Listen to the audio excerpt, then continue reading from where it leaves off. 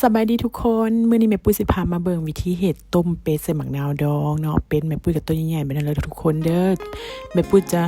ลวกผักโป่งกับจะกะปิกินกับเนาะอันนี้เป็นหมักนาวดองนะทุกคนเป็ดหลังจากแม่ปุ้ยไป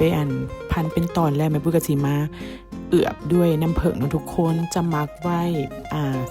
สักระยะหนึ่งนะทุกคนประมาณ5 นาที 10 นาทีก็ได้เนาะเพื่อให้น้ำผึ้งมันเข้าเนื้อเข้าหนังค่ะเนาะน้ำผึ้งเป็นน้ำผึ้งสดทุกคนนี่เนาะแม่ต่อไปแม่ปุ้ยก็จะมาเกี๊ยมทอดเนาะจะเอาเป็ดที่มักเนี่ยลงมาทอดทุกคนทอดให้มันเหลืองๆขนาดบ่ต้องให้เป็ดสุกก็ได้แต่ว่าให้เนื้อเป็ดแบบ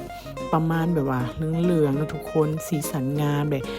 จะเห็นให้เป็ดบวกข้าวทุกคนเด้อการเห็นวิธีนี้เนาะแม่ปุ้ยก็จะทอดไปตลอดจนรู้สึกว่ามันโอเคมันได้แล้วนี่ทุกคนประมาณนี้สำหรับแม่ปุ้ยก็ได้แล้วนะทุกคนเนาะนี่สีสันมันจะงามๆแบบนี้เลยทุกคนเด้อแม่ปุ้ยจะคีบขึ้นเนาะแล้วแม่ปุ้ยจะทอดไปตลอดนะทุกคนทอดไปจนกว่ามันจะเบิดพุ่นเลยเนาะทอดทั้งตับทั้งไตก็ทอดทุกคนเด้อทอดให้มันเป็นสีงามๆแบบนี้แหละเนาะทุกคนสูตรนี้เป็นสูตรที่ว่าแม่พาเฮ็ดแต่น้อยมาทุกคน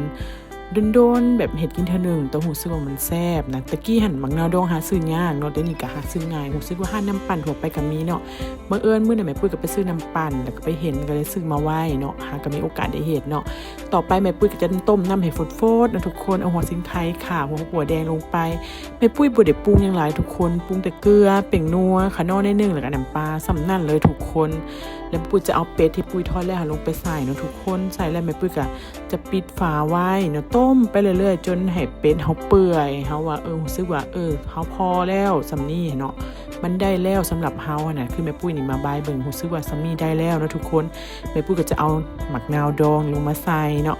ทุกคนตอนเอาหมักนาวดองลงใส่บ่ให้คนเด้อคันหมักนาวดองมันแตกมันสิขมน่ะแม่ปุ้ยจะป้าไว้มันฝดๆแบบนี้เห็นน้ำหมักนาวมันออกมันซึมออกมานะทุกคนแล้วแม่ปุ้ยจะค่อยๆคนเนาะคนไปคนมานะทุกคน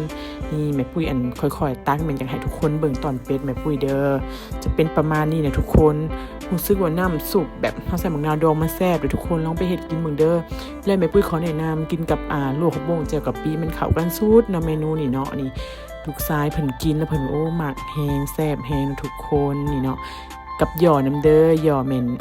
หมูเพิ่นเอามาต้อนตะเวียดนามแล้วทุกคนก็เลยซอยมากินกับเนาะนี่ทุกคนหน้าตาต้มเป็ดใส่หมักนาวดองแม่ปุ้ยก็ประมาณนี้ทุกคนบ๊ายบายไปก่อนเด้อ